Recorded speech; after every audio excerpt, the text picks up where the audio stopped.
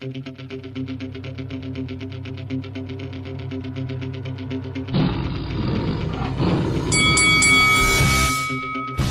up, this your boy Roy Jones Jr. and you're watching Lights Out. This is Faisal Khan for Lights Out, proudly sponsored by Spartans Law. We're here in sunny Bournemouth. Delighted to be joined by Spencer Oliver. Spencer, I have to admit, I've seen some setups in terms of public workouts and press conferences, but this one just tops it all. Do you know what? It's different, isn't it? It's like going back to the 90s for me, like when we used to travel up and down the country and go to all these different places. It wasn't just main cities, because that's what we got now. It's always like Liverpool, Manchester, London, do you know what I mean? Cardiff. It's always in the main cities, so it's really refreshing to come to somewhere like sort of like a little bit left field. It's nice, isn't it? It's like, there's a real buzz about the place as well, man. Chris Billam-Smith has a massive following, It's not like no one knows the fight's going on. Everybody knows the fight's going on. It's going to be a nutty night on Saturday. Yeah, 100% couldn't agree with you more. I mean, I've been here since yesterday, brought the family down. It's nice to get away for a couple of days, but I've got to say, a press conference at a beach and a public workout at a beach is something I never thought that I'd see, but hey, there's a first time for everything. But let's talk about why we are here for this Saturday night show. As you just mentioned, Bournemouth's Chris Billam-Smith defends his Commonwealth and European title against Isaac Chamberlain in, for me, is what is going to be an absolute cracker of a fight, a true 50-50 fight. Both fighters have lost before, so there's huge rewards for the winner. Yeah. Talk to us about the fight on Saturday night. Listen, it's a great fight. I think that Billam-Smith starts favourite because he's got home advantage, but trust me, Isaac Chamberlain is seriously up for it. I was speaking to him earlier on actually, and he's zoned out now. He's already in the zone. We see a change in him from yesterday to today. He's sort of like reality's kicked in. And like you say, he's had his apprenticeship, boxing Lawrence Okoli at the O2 on the big stage. He had a little bit of stage fright, but he learned from that. He went away and he rebuilt himself, and he's come back better and stronger. It's a real tough fight for Billam-Smith, who's bigger, and he whacks with that right hand, but he does walk in straight lines sometimes. And Chamberlain, if he gets into any sort of rhythm, starts working off that jab, putting those shots together, could be a tough night for Billam-Smith as well. So look, I don't really know who wins this one, if I'm honest. It's one of those fights. That's the great thing. We've all got an opinion, but it's one of those fights where I'd probably lean towards Billam-Smith just because we're in his hometown. But Chamberlain's got other ideas and he can fight. He's got a great boxing IQ. Also featuring on the undercard is Fraser Clark, Caroline Dubois, Hassan Nazim. So it's a big night for most of the fighters from the McGregors Gym. What are you looking to see from the undercard? Do you know what I'm looking forward to? Benn Whitaker. Ben Whitaker, yes. That's what I'm looking forward to, just watching. I'm looking forward to following his journey, because not only do I think he's going to be a world champion, I think he's going to be a superstar. I think he's that good. I like everything about him. I like, I don't just like what he does in the ring. I like his confidence and his persona outside the ring as well. He's got a little bit of swag about him, but he can back it up. He's a guy that's he's a serious talent. I'm looking forward to that. I'm looking forward to following his journey. And the debut's always so special.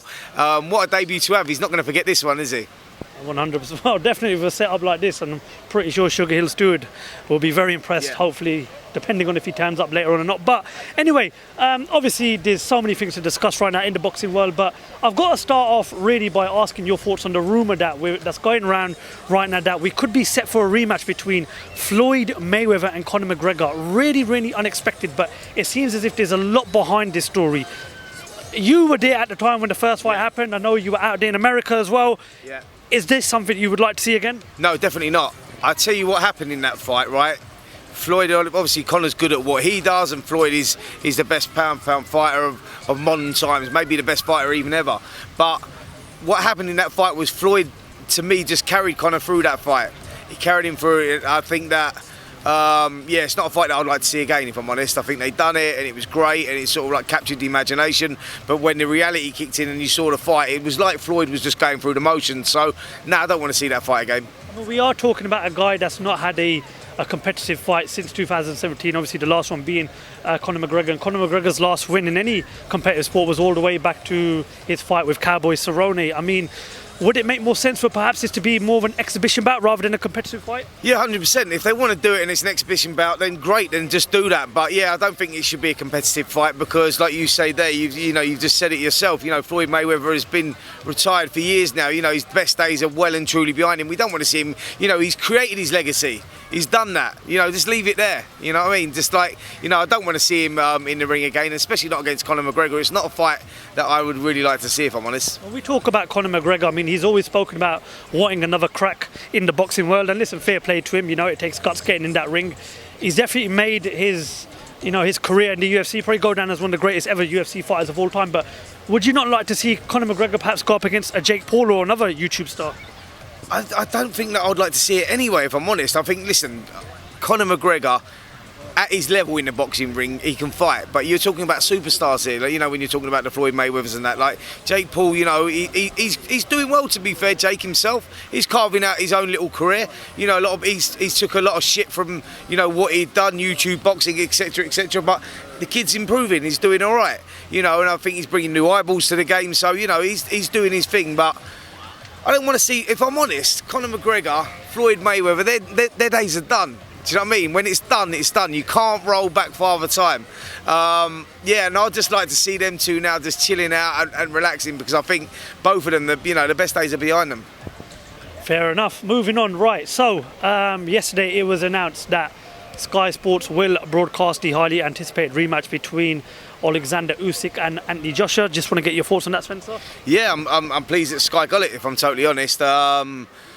Sort of makes sense for AJ, more eyeballs on it, and if he's going to do it, he wants as many people as possible seeing it. It's a tough fight, it really is. Alexander Usyk is one of those guys that takes time to figure fighters out, but when he figures them out, you know, he controls it.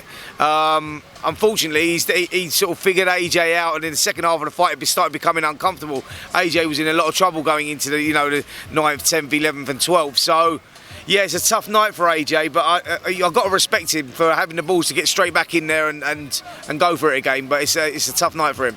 Anthony Joshua's obviously committed his future to the zone for the rest of his career. Spencer, was there a bit of disappointment, the fact that AJ couldn't commit to Sky throughout the majority of the rest of his career, given the fact that he has started from the beginning with Sky? Were you slightly disappointed that he couldn't commit to Sky for his future? Yeah, of course, because I like working on AJ fights. You know, I've got a lot of history with AJ, so of course I wanted to see him on the Sky platform. But look, he's a businessman, and he went where, you know, he whatever deal he got, I don't even know what that deal was, but whatever deal he got, he decided that was the best for him. And we still get the fight on Sky anyway, which is a bizarre turnout, if I'm totally honest, because, you know, DAZN signed a deal with AJ, and you thought that's where he was going to be fighting, and the Saudis ended up owning the broadcasting rights, and Sky got it, so they wanted it on Sky. So yeah, it is what it is. But look, it could be a genius move for AJ if he pulls it off. When you speak about Father Time, you know, in the mid-90s we were blessed to get two phenomenal fights between two of Britain's greatest ever in Chris Eubank Sr. and Nigel Benn. We are potentially set for a huge clash. You could call it the third fight if you want, between the sons, Conor Benn and Chris Eubank Jr. Now, I watched a documentary with Barry Hearn a couple of weeks ago, and he said one of his biggest disappointments in boxing is he never got to put on a third fight between Eubank Sr. and Nigel Benn. But reports are that fight could be set for October the 8th. Are you happy for that fight? Look, I think for both of the guys, like from the financial side of things, it works. And will it capture the imagination? Of course it will. You know, everybody remembers Chris Eubank. Everyone remembers Nigel Benn. They remember those fights. You had 20 odd million people watching them. You know, so yeah, the build-up is going to be insane. And I think that, you know, it will attract outside of your boxing fans. You know, people will want to see it, but there's a lot of stumbling points over this one, you know, with the weight and the rehydration clause, etc., etc. I think they will get there, and I think the fight will happen, but who do I favour going in? Depends where the weight is and what the rehydration clauses are, because a lot of people are saying, oh, you know what, Chris Eubank Jr. is too big, you know, he's boxed as high as 168, he campaigns at 160, Conor Benn's at 147. That don't really mean anything if the fight's at 156. Trust me, I know, like, Eubank's tight at 160. Losing 4 pounds to a normal person is like losing 4 stone. So, you know, that can make a huge difference. So, let's see where it goes. But look, would I watch it? Yeah, I'd love to watch it. You know, do I think it'll be a good fight? Yeah, I do, if I'm totally honest. It's a fight that I would like to see. When you mentioned those stumbling blocks, obviously the main one has to be the weight. From what I'm hearing, the fight could be set at 156 pounds. Now, a lot of people say Conor Benn going up in weight is a massive disadvantage, but also what people have got to realise is Chris Eubank could be coming down in weight as well. But is the weight the biggest Achilles heel for Conor Benn going into this fight? Listen, I think that Eubank coming down is a bigger disadvantage than Conor Benn coming up. Because like I say, like I've seen Eubank at 160 and he's tight at 160. Like tight, he looks tight. There's not a lot of weight on him. Losing that £4 would be really difficult. I think that if he decides to do that and he doesn't get the right rehydration clauses, that could take a lot out of him. Trust me, it doesn't matter what size you are. If you're dehydrated and you haven't got that strength, then it's game over. Conor Benn will go in there strong, really strong. Because he walks around probably at super middleweight anyway. Conor. He drains down to 147, so he's just going to be naturally stronger anyway. So, yeah, it's an interesting fight. Let's just see where it goes. It would be even better if both fathers could join him for the gloves are off. Well, listen, that's what I think is the brilliant thing about this. That that the dads are going to be heavily involved in the whole build-up to it. It's going to be great fun. Do you know what I mean? Like Chris is never shy, nor is Nigel. So yeah, it'll be interesting to see how that goes. But I'd love to see the build-up of that fight. What do you think would have happened in a third fight if Eubank Sr. and Nigel Benn went at it for a third time? It's tough to call because it depends where they both were in their careers. I mean, they were both two warriors. Do you know what I mean? They're warriors, man. So I don't know what would have happened in the third fight. It's one of those ones that no one really knows. Do you know what I mean? It's like they're all I can say is they're two warriors and they give us a lot of entertainment. Another rumour going around the boxing world is Tyson Fury could potentially be taking on Big Thor Bjornsson in an exhibition bout.